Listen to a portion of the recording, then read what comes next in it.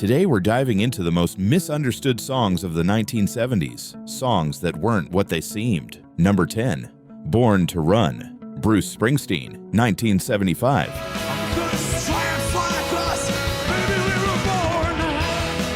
On the surface, Born to Run sounds like freedom in stereo. That roaring saxophone, the highway metaphors, the word run repeated like a rallying cry, it feels like America's great escape anthem. Stadiums full of fans still scream it as if they're charging into the sunset. But Bruce himself? Run till we drop, baby, we'll never go back. He said it wasn't about joy at all. It was about fear. He was in his 20s, stuck in a working-class town in Jersey, terrified of ending up like everyone else around him. Broken dreams, dead-end jobs, nowhere to go. Born to Run was a desperate cry for escape, not a celebration of it.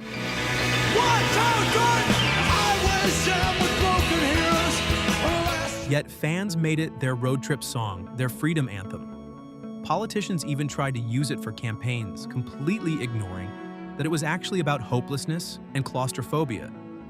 Bruce had to literally tell people, guys, this is not what you think it is. But by then, the myth had already taken over. Number 9, My Sharona, The Knack, 1979. My Sharona. It's one of the catchiest riffs of the decade, instant earworm. When My Sharona hit, it shot to number 1 faster than almost anything that decade. To most listeners, it was just a quirky, bouncy rock love song. But here's the thing, Doug Fieger, the band's singer, was 25.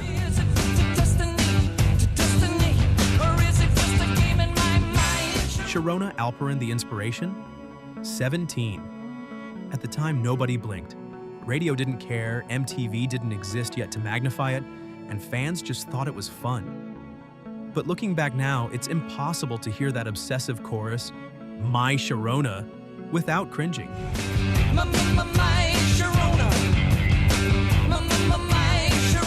Even Sharona herself later admitted she was flattered but overwhelmed by suddenly being the subject of a global hit.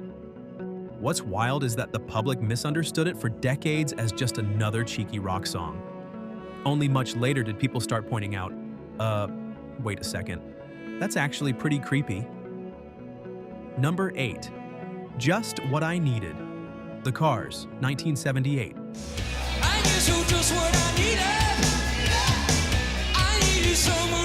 Most people file this one under romantic new wave love songs.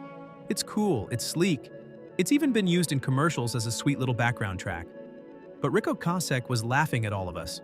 He admitted the song was deliberately detached. That opening line, I don't mind you coming here and wasting all my time, And I don't mind you coming here and wasting all my time. isn't romantic. It's dismissive. It's about convenience, about using someone, not cherishing them. But hey, the melody was so good that people ignored the sarcasm. I need someone to feed. I guess you just what I need. It became a love song staple, played at dances, used in movie soundtracks. Couples swayed to it like it was their jam. Completely missing that Rick was basically saying, yeah, you're around. Whatever. Cool. Number 7, Don't Fear the Reaper, Blue Oyster Cult, 1976.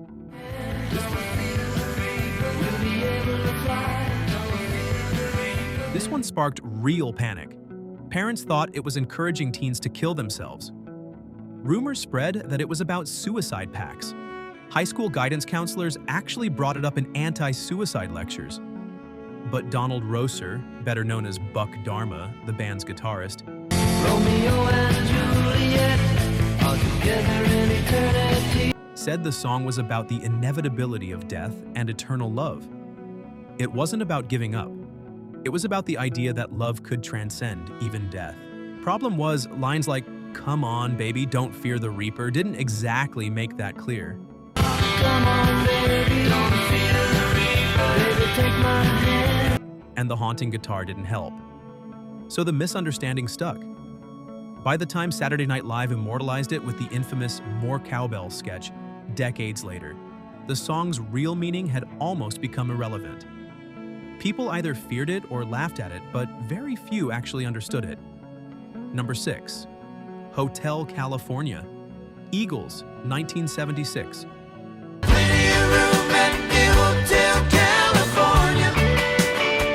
Few songs in history have been analyzed to death like this one. Fans swore it was about a haunted hotel. Conspiracy theorists claimed it was about devil worship or a real satanic cult in California. Sweet summer sweat. Sundance to Still others said it was a drug metaphor. The truth? According to Don Henley and Glenn Frey, it was about the dark side of the American dream. The excess, the greed, the never-ending pursuit of pleasure that leaves you trapped. California was the metaphor. The hotel was the illusion. But because the lyrics were so vivid, you can check out anytime you like, but you can never leave. People took it literally. you can check out anytime you like, but you can never leave. Tourists even showed up at random hotels in California, demanding to see the real Hotel California. Some motels even leaned into the myth just to sell merch. Number 5, Dancing with Myself, Billy Idol, 1979.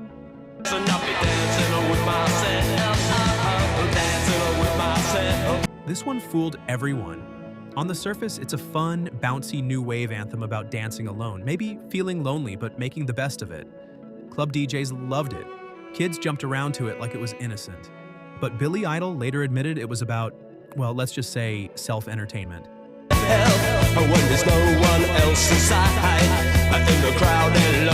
He got the idea watching people dancing with their reflections in Japanese discos.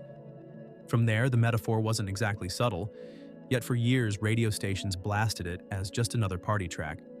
Parents never questioned it. Teenagers shouted along without realizing they were basically singing about Idol's private habits.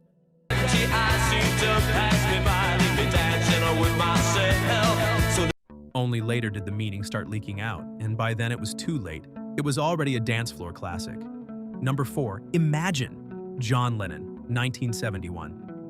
Imagine all the people. This one is fascinating because it's both the most beloved and the most misread of Lennon's solo career. People embraced it as a sweet peace anthem, the kind you play at charity events, graduations, or even weddings. But Lennon himself admitted it was essentially a political manifesto wrapped in sugar. It isn't hard to do. He was asking listeners to imagine no countries, no religion, no possessions. Basically, no institutions that society relies on. That's not kumbaya, it's borderline revolutionary. I wonder if we can. Yet because the piano melody was soft and the lyrics sounded hopeful, people stripped out the radical parts and treated it like a cozy little wish for world peace. Lennon even joked that if he had released it under the name Communist Party Songbook, no one would have played it. Number 3, Stayin' Alive, Bee Gees, 1977.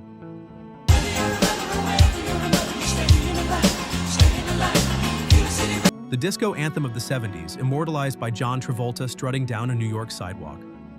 Everyone thought it was about nightlife, swagger, and strutting your stuff on the dance floor. But if you actually read the lyrics, it's about poverty, struggle, and barely holding on. Barry Gibb described it as a survival song. The lyrics, life going nowhere, somebody help me.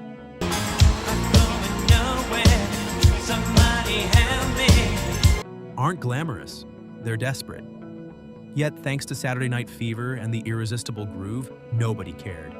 The Bee Gees delivered an existential cry for help, and it became the world's biggest dance track. Proof that a killer beat can make people miss the point entirely. Number 2, You're So Vain, Carly Simon, 1972. You're so vain. Probably think This song is famous not just for its hook, but for the mystery. Who is it about? For decades, people speculated. Warren Beatty, Mick Jagger, David Bowie. Carly even auctioned off the secret to charity years later, fueling the gossip even more. But the misunderstanding is bigger than the gossip. People thought it was about one man. when I was still quite naive.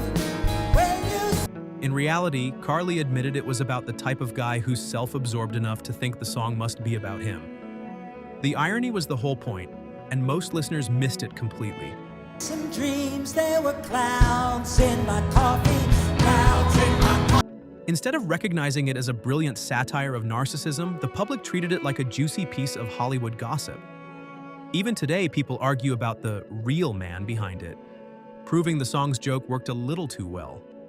Number 1, Every Breath You Take, The Police, written in late 70s, released in 83. Every breath you take, and every Yes, I'm cheating a little here. It was released in the early 80s. But Sting wrote it in the late 70s while holed up in a Caribbean hotel, and it absolutely deserves this spot. Why? Because no song has ever been more misunderstood. every vow you break, every smile. Couples played it at weddings. Radio DJs introduced it as the ultimate love ballad. People slow danced to it, convinced it was about devotion. But Sting said it was about obsession, surveillance, and control. Lines like, "Every move you make, I'll be watching you," aren't romantic. You claim you stick, I'll be watching you. They're creepy. It's a stalker's anthem, not a lover's. Sting himself said he was baffled that people thought it was sweet. Yet maybe that's why it works. The melody was so gorgeous, people heard what they wanted to hear. Which is kind of the whole story of misunderstood songs, isn't it? And there you have it. The most misunderstood songs of the 70s. Some were darker than we realized, some were creepier, some were way more political, and some were just plain misheard. But that's the beauty of music. It meets us where we are. Sometimes we project our own feelings onto it, and sometimes we miss the artist's point entirely. Now, I want to hear from you. What 1970s song do you think people still get wrong today? Drop it in the comments, because I guarantee this list could go on forever. And hey, if you enjoyed peeling back the curtain on these misunderstood classics, make sure you hit that like button, subscribe, and stick around, because in music history, what you think you know is usually only half the story.